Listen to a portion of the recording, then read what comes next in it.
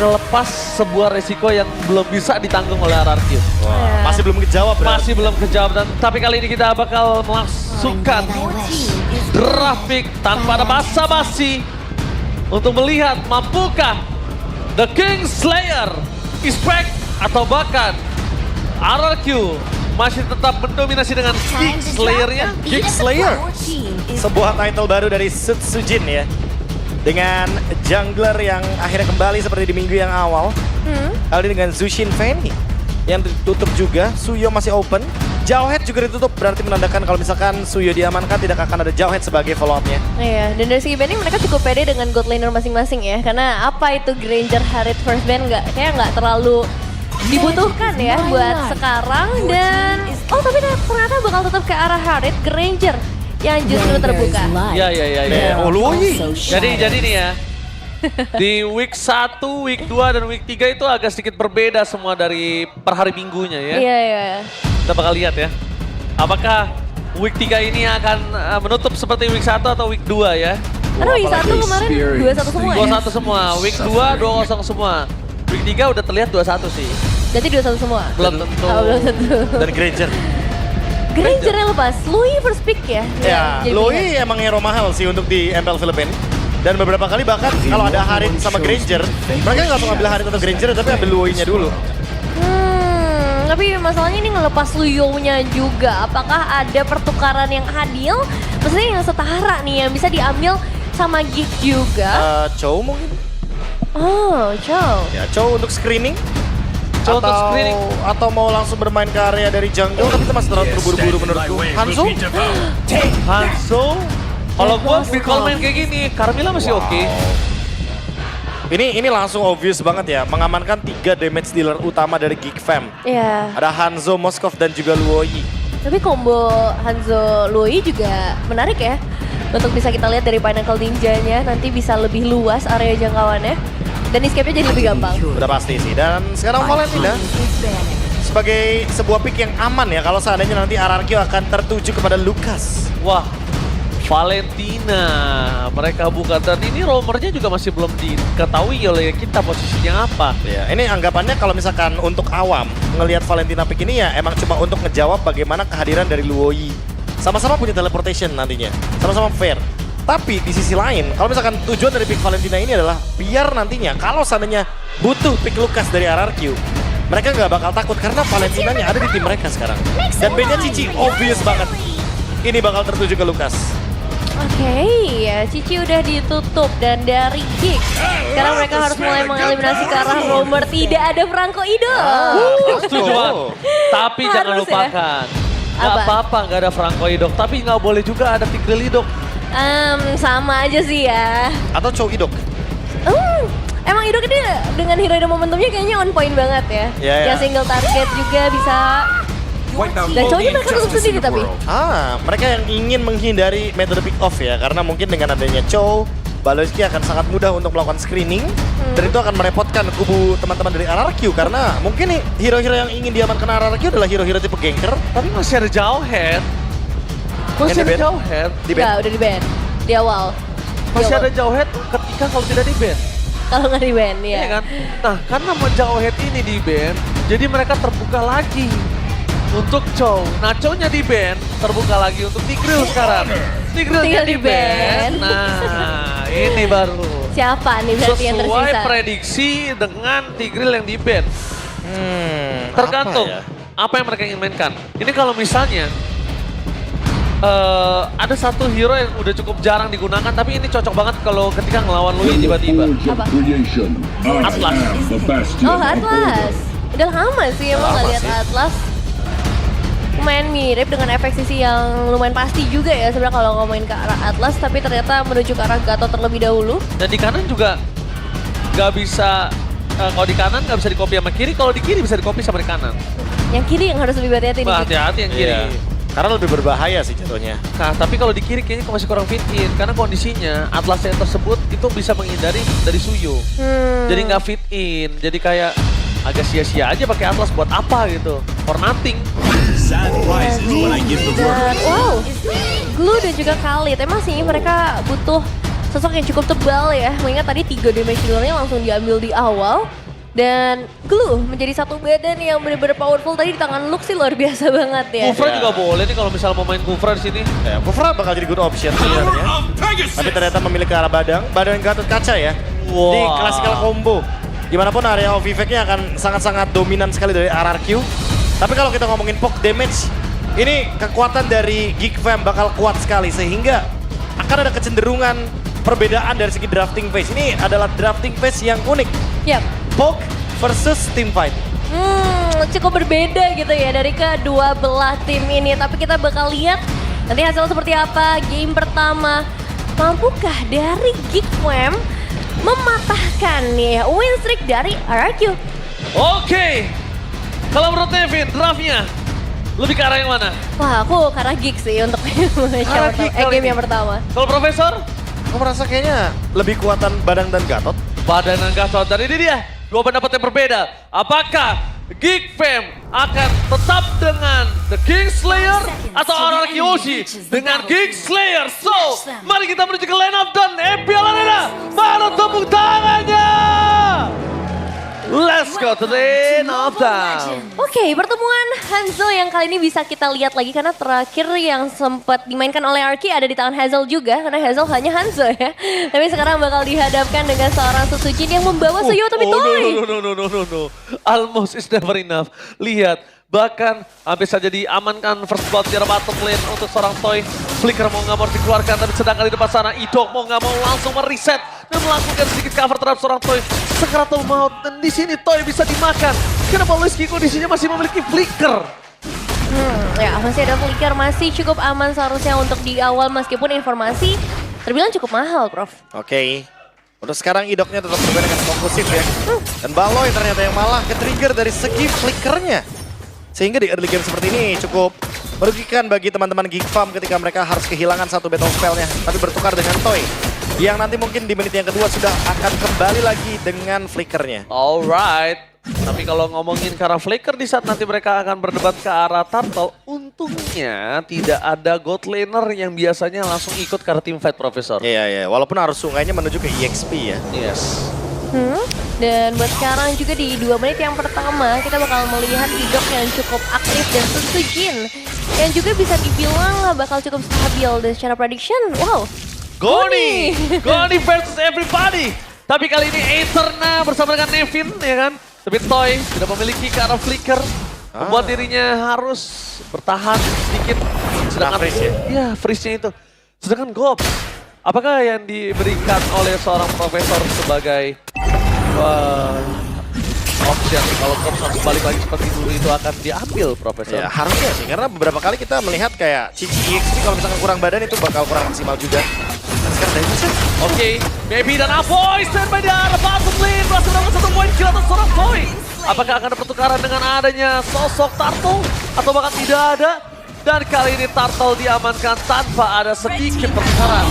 Seketika para pasukan dari tim RRQ mereka melakukan dominasi menuju ke arah Purple yang dimiliki dari seorang Geek Fam. Dan nampaknya di sini Geek Fam harus kehilangan Purple-nya, Nevin. Iya, kehilangan Purple, kehilangan Gobs juga tadi karena ya ada satu kejutan lah yang diberikan oleh teman-teman dari RRQ. Dan bisa dibilang sebenarnya kalau menurutku ya ini keuntungan masih tetap buat RRQ. Mereka bisa nutupin kerugian kehilangan Toy. Ya ini jatuhnya benar-benar kayak pertukaran yang sangat tidak adil sih walaupun dengan Toy ya. Iya. Karena mau gimana pun Toy akan tetap kegendong dengan adanya pertukaran dari segi Turtle dan juga gold sharing. Oke, emang Kingdom just being Kingdom. Lihat 88% tanpa ada sama sekali kasih nafas kepada fans dari Geek Fam. Oke, buat kalian para fans Geek Fam jangan lupa untuk dukung Geek Fam. Di kolom komentar ada votingnya. Tetap semangat ya karena memang tidak mungkin sejauh ini pun masih bisa dibilang cukup aman. Apalagi dengan kombinasi yang dibawakan Woi dari seorang Aboy terhati. Oh make it! Instant pick off terjadi membuat perpasukan tim RRQ berhasil mendapatkan point kill. Tapi Aboy di sana dualitinya belum terlalu maksimal membuat perpasukan dari tim Geek Fam tanpa pertukaran sama sekali dan plus 1 Toy dari bottom lane Flicker for defensive. Dan gagal. Toy tetap harus terbangkan tapi Kadera tidak ada jalan untuk pulang. Barter yang cukup mahal plus Paloyski di tangan dari Rich. tidak bisa dihitung oleh keuntungan. Karena sudah terlalu berlimpah, Profesor. Wah, ini pertukaran yang menurutku sangat menguntungkan bagi RRQ. Wah, berlimpah banget, Nevin. Karena mereka mendapatkan banyak sekali. Dari invade jungle-nya berhasil, make it juga tumbang. Dan bahkan bayang-bayang dari Dairen sekarang yang mencoba Ini untuk bencana. mengganggu dengan ini bencana. Iya, dan dua flickers ya, itu juga lumayan mahal banget ya yang bisa dapetin tadi dari Baloyski dan juga Kadera semuanya keluar. Dan kalau ngelihat objektif, ini kemungkinan besar memang bakal jatuh ke tangan teman-teman dari RRQ Hoshi. Ngelihat mereka sudah mulai bakal set up juga Goms dan juga Baloyski harus menjadi mata-mata bagi para pemain Geekfam. Tapi tidak ada flicker dari seorang Baloyski, tidak masalah karena Goms akan masuk ke arah depan. Memasang menjegal Susujin, tapi lihat Retribution tetap di tangan Susujin. Bikin gagal melakukan takeover walaupun Susujin harus tumbang. Para pasukan dari tim RRQ mereka tidak kenal diam. Dan ini dia, Tour and Travel. Kali ini berhasil memancing satu korban saja. Hanya ada Idok yang menjadi korban bersama dengan Susujin. Karena Rins Tour and Travel imitasi berhasil memulangkan Dairen. Wah, tapi hilangnya dua pemain ngasih kesempatan juga ya seharusnya buat Makers dapetin satu orange buff tadi. Ya, ini ada pencurian yang cukup menarik ya, karena tiba-tiba dengan adanya keuntungan yang didapatkan dari RRQ ternyata ke-stop semuanya karena ada satu pencurian dan point kill terhadap Idok yang ditinggalkan tadi dengan adanya diversion. Gila. Tumbang 2 kali.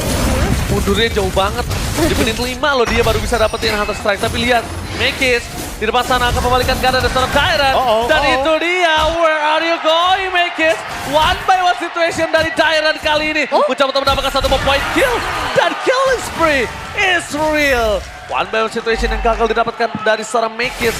Ini agak cukup berbentur, berbanding terbalik dengan Susujin. Walaupun dia sudah tumbang 1 kali, tapi Makis 2 kali.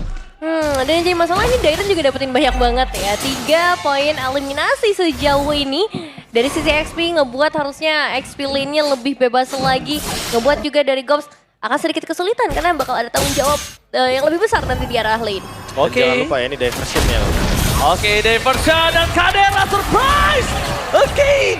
Itu dia, imitasi dari Rins Tour and Travel yang berhasil membawa Dairen ke arah bottom lane. Pertukaran bahkan tidak akan terjadi karena para pasukan dari RRQ akan dengan sangat cepat sigap menuju ke arah turtle ketika ombak sudah mulai bergetar. Ya, ini setupnya tepat banget ya timingnya.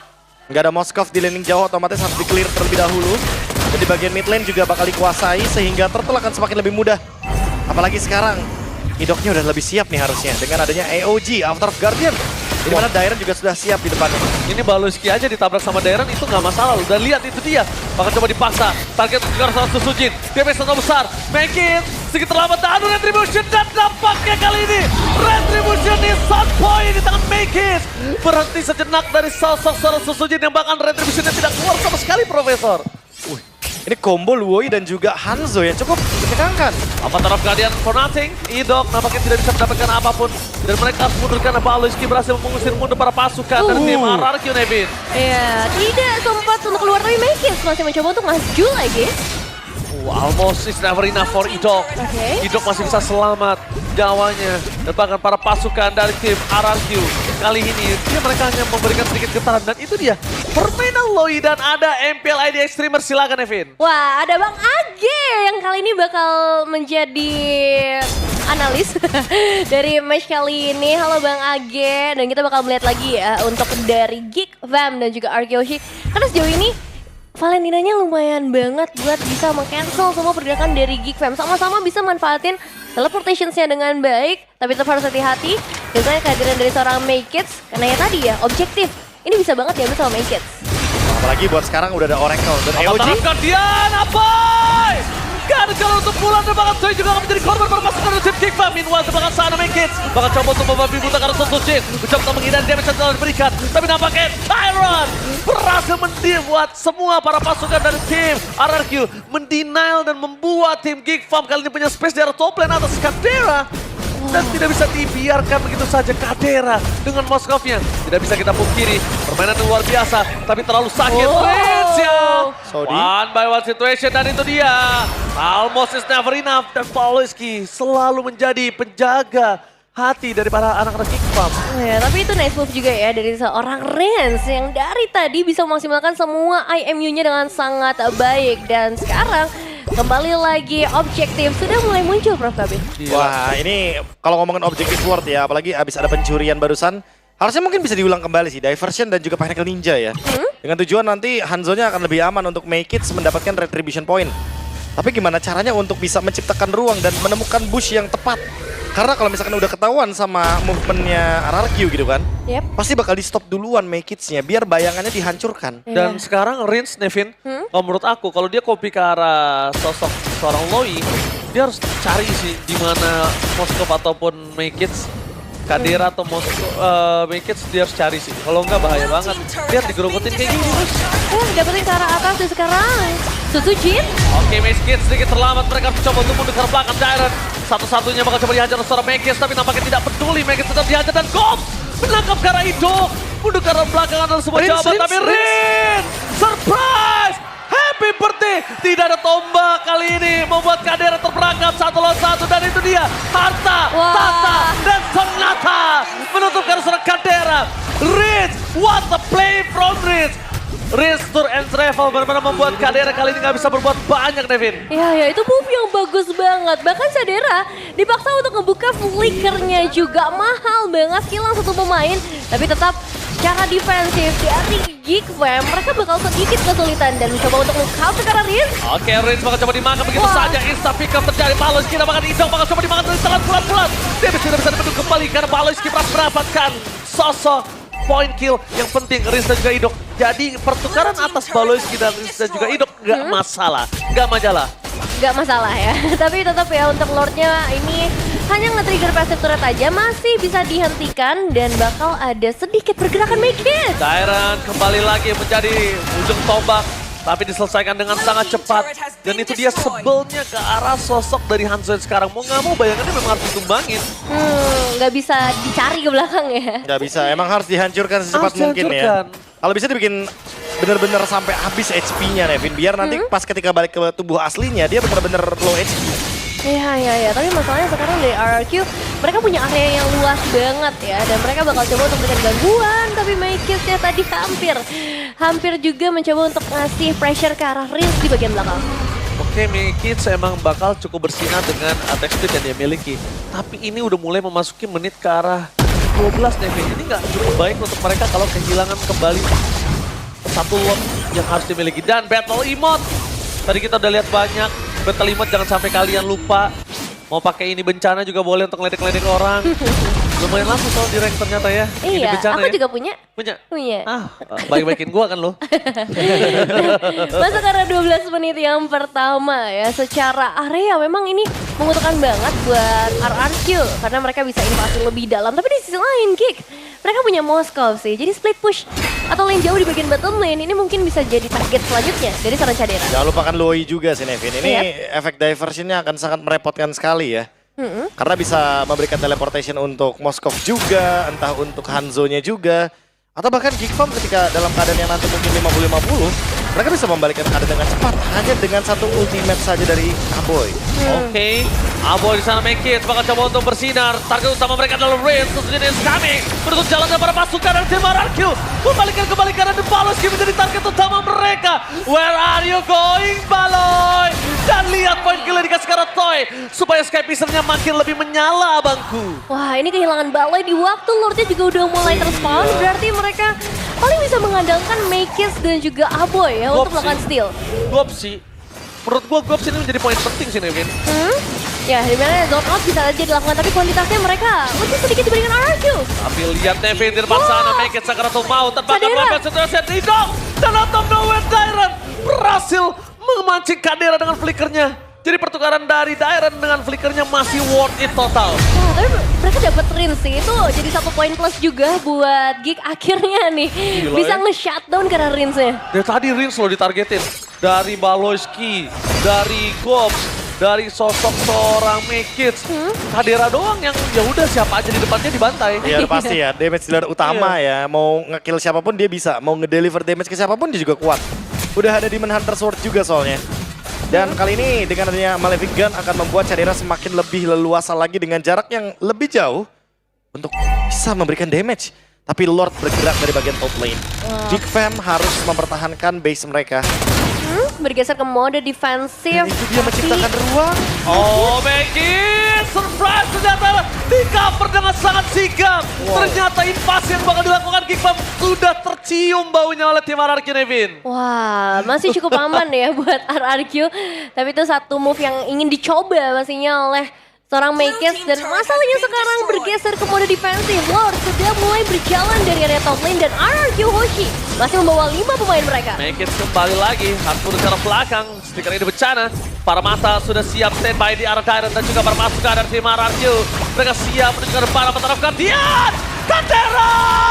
Berhasil ditangkap membuat para pasukan dari tim Geekfam gak punya daya dobrak. Mereka kehilangan power dari damage-nya. Dan bahkan Magis gak bisa selamat Rincia! What the outplay from Rincia!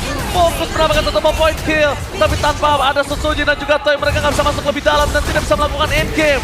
Nampaknya gerakan dari Rincia kali ini agak terlalu sedikit barbar karena pertukaran cukup adil.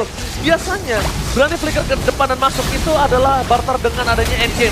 Apakah itu berhasil mereka lakukan, Evin? Ya, masalahnya masih ada 3 pemain dari RQG dan masih ada 3 pemain dari Geek. Baloi! Satu tembakan terakhir habis saja meledakan Skymister dan Colt akan menjadi korban selanjutnya. Dan belum ada lagi yang bisa didapatkan dan itu dia Dairon. Kadera is coming, shutdown pun terjadi, Kadera versus everybody, flick on defensive, dan ternyata Susuji dibalikan kembali keadaannya. Terlalu terburu-buru dari tim RRQ, Nevin. Ya, nice move dari Cadera ya. Satu Spear of Destruction yang akhirnya bisa nge-follow up damage-nya, tapi ini never ending fight dari kedua belah tim yang benar-benar haus atas kemenangan. Dan RRQ Hoshi gimana nih, Prof? Ya itu yang pengen dicari sih sama Geekfam.